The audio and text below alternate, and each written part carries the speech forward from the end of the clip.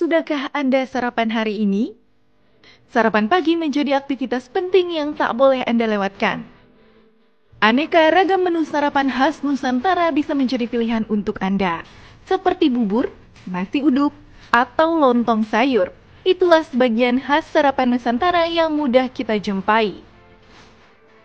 Namun, jangan asal pilih menu sarapan ya pemirsa, sebaiknya kenali dulu nilai gizi di dalamnya, agar tepat memenuhi kebutuhan gizi harian Anda.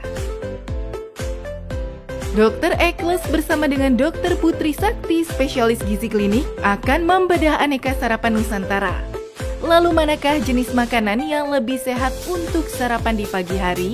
Temukan jawabannya di segmen Hidup Sehat Plus kali ini. Pemirsa, saya sudah bersama Dr. Putri Sakti, spesialis gizi klinik. Sudah sarapan, dokter? Sudah dong. Sarapan apa nih, dok, Tadi hari ini? aku makan pakai nasi sama pecel, dok. Pecel. Favorit aku. Favorit ya? Nah, ini kan sarapan jadi rutin nih setiap pagi. Apa sih fungsi sarapan bagi tubuh? Sarapan, nah kita kan tahu ya dok ya, Ya. selama ini kita itu hampir 8 jam tidur nih. Benar. Tanpa ada asupan yang masuk ya. Ya. Nah otomatis kita butuh mengembalikan energi kita, dok. Setuju. Nah jadi dengan kita sarapan yang rutin sebetulnya kalori itu akan meningkatkan energi kita. Benar. Untuk harian, untuk Ya. kita beraktivitas gitu ya. Kemudian pastinya untuk mengembalikan semuanya, kebutuhan vitamin, mineral, protein. Lemak juga sebagai lemak energi cadangan ya, Ya, dok ya. ya. Ini pasti butuh sekali, terutama untuk orang-orang yang masih beraktivitas. Ya. Misalkan bekerja gitu ya. Jadi harus rutin dikonsumsi kalau kita pengen tubuh kita tetap sehat, kerja kita produktif, dan berat badannya oke juga. Idealnya sarapan itu di jam berapa sih, dok? Ada kan orang yang bangun jam 10 pagi ya, sarapannya jam 11 siang. Hitungannya Itu makan sebenarnya siang ya? itu brunch ya berarti, dok ya. Oke, Gimana, jadi dokter? sebetulnya kita itu mengonsumsi makanan sarapan itu usahakan maksimal 1-2 jam sebelum kita beraktivitas. Oke. Tapi maksimal paling bagus sebetulnya terakhir jam 9 pagi, dok.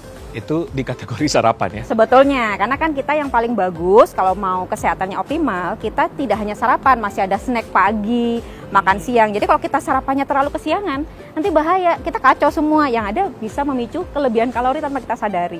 Gitu. Jadi misalkan Dr. Ekles nih, Ya. kerja jam 8 pagi ke klinik Benar. gitu, dok ya. Ya. Usahakan jam 6 maksimal jam 7 udah sarapan. 2 Tujuannya jam biar sebelum ya? iya 1-2 jam sebelum biar energinya ini kembali, dok. Jadi dokter otomatis produktivitasnya meningkat.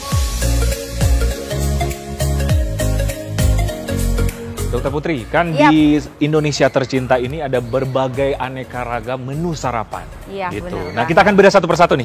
Oke, siap. Nah, ada ya. yang namanya nasi uduk, bener ya, dok? Bener. Ini apa ini, dok? Bubur ayam Sukabumi. Bubur ayam Sukabumi. Langsung nelen ini, dok. Yang liur ya, dok ya.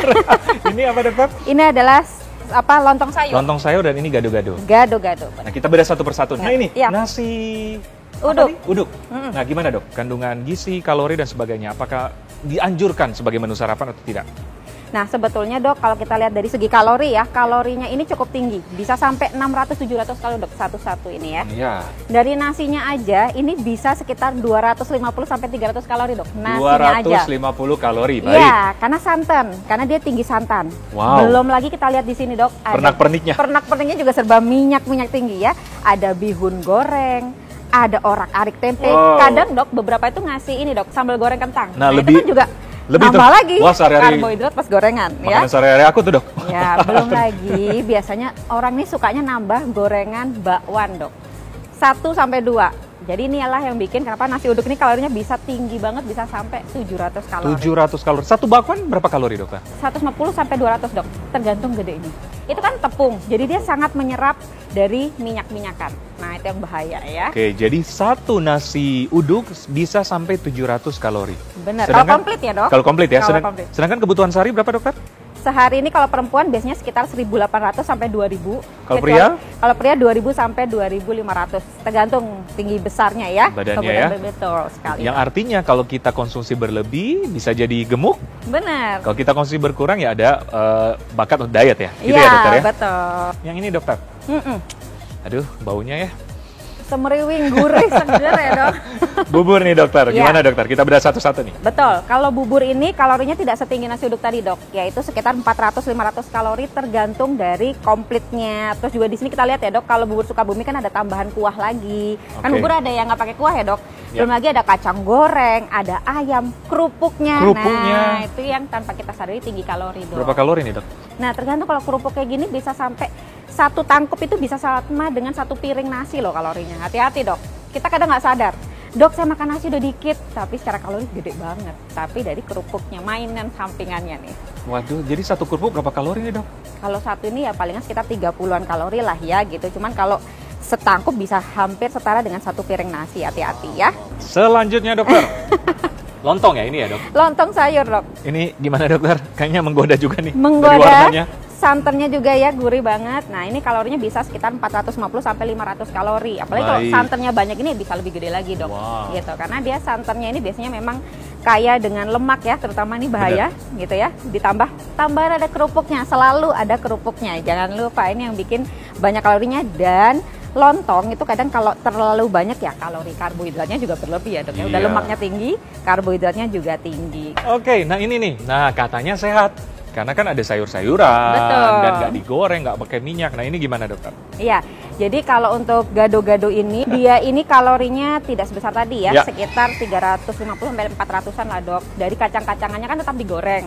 Belum lagi gula merah yang kadang kita lupa ya, ada gula merah, ada dari kecapnya, kerupuknya sekali lagi dok. Nah ini yang bikin dia tetap kalorinya agak tinggi, cuman memang versi yang lebih rendah nih untuk komposisi karbohidratnya dia juga lebih bagus ya dok, karena kan sayur-sayuran ini tinggi serat, Serat, jadi bener. termasuk karbohidrat kompleks, jadi lebih bagus untuk tubuh kita. Cuma secara kalori memang dia nggak terlalu beda jauh ya dok, karena kan masih ada kacang-kacangan, masih ada gula merah, Gula kecap merah. dan lain-lain, kerupuk juga gitu. Jadi sekitar 400-an kalori juga Iya, ya? 350 sampai 400. Asal nggak ditambah nasi ya dok.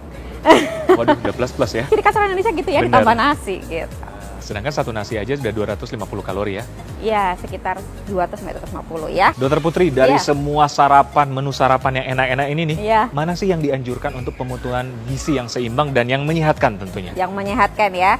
Kalau melihat dari kalori dan komposisinya pastinya paling bagus gado-gado dulu dong. Gado-gado, Ya. oke. Ada karbohidratnya, udah ada protein hewaninya dari telur, nabatinya dari kacang-kacangan gitu ya.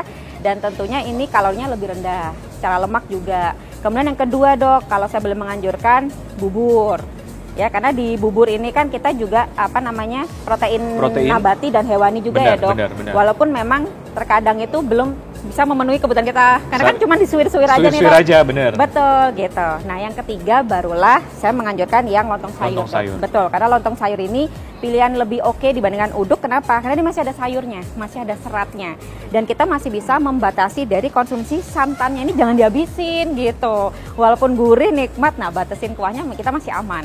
Nah terakhir baru ini dok, kalau kita lihat di sini komposisinya selain tinggi sekali dengan kalori, karbohidratnya tipikalnya juga yang agak rendah serat ya Agak dok rendah ya. serat, benar. Betul. Kemudian gorengannya banyak banget nih, bihun goreng, terus apa namanya orak-arik orak-arik, tempe, tempe. belum lagi tambah nanti bakwan goreng, ayam goreng. Nah itu minyak semua dok, Minyak sama semua. telur, benar. Oke. Ini secara lemak dia paling tinggi. Tapi bukan berarti tidak boleh, yang penting bijak mengonsumsinya ya, frekuensi dan porsinya dok. Wah, itu setuju banget. Jadi Iya. bijak mengkonsumsi tergantung dari frekuensi juga ya. Betul. Kalau nasi goreng, nasi kuning dokter, gimana? Sama juga ya kayak ya? Masih boleh tentu saja, tapi porsinya balik lagi dok ya, terutama minyaknya tadi. Kita kan sebagai orang Indonesia nih sudah terbiasa dengan makanan sehari-hari seperti misalnya Betul. nasi uduk, lontong, dan sebagainya. Nah, gimana dampaknya untuk kesehatan? Ada bahayanya kah kalau dikonsumsi secara berlebih atau gimana dokter? Ya pastinya ada ya dok ya kalau berlebihan. Karena dari segi kalori, kalau kita berlebihan di sarapan aja udah sampai, terutama nasi uduk sampai 700 kalori gitu ya. Iya. Pastinya akan membuat kita jadi naik berat badannya gampang dok. Jadi obesitas Obesitas. resikonya. Belum lagi gula darahnya naik terlalu drastis. Nanti ujung-ujungnya apa? Lama-lama jadi kencing manis. Baik. Resiko ke arah penumpukan lemak juga akan meningkat karena komposisi seperti nasi uduk ini dok ya. Ya. Komposisi lemaknya bisa 40%. Wow. Padahal kita yang sehat itu adalah 25 sampai 30% aja untuk Wow. lemak gitu Wow. ya. Wow. Nah, sekarang ini 40 lumayan tinggi, ini juga 30 sampai 40. Bahaya Oke. banget ya. Jadi memang bijak juga ya. Jadi mungkin kalau misalnya kita lagi pingin gitu, gimana dokter? Mungkin porsinya dikecilin atau gimana? Boleh, satu porsinya dikurangi ya, porsinya dikurangi terutama karbohidratnya. Yang goreng-gorengan diminimalisir. Misalkan kalau saya boleh milih nih dok, udah ada karbohidrat nasi uduk, saya bihunnya saya skip.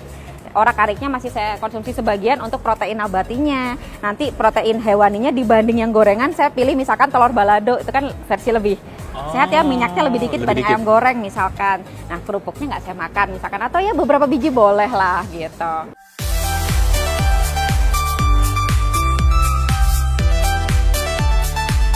Terakhir nih, tips agar kita memilih yang baik menu sarapan untuk pemenuhan kebutuhan gizi kita, Dok. Oke, pastinya pilih yang kalorinya sesuai dengan kebutuhan kita ya, Dok. Baik. Paling tidak 250-500 cukup lah gitu. Tapi kita padatkan.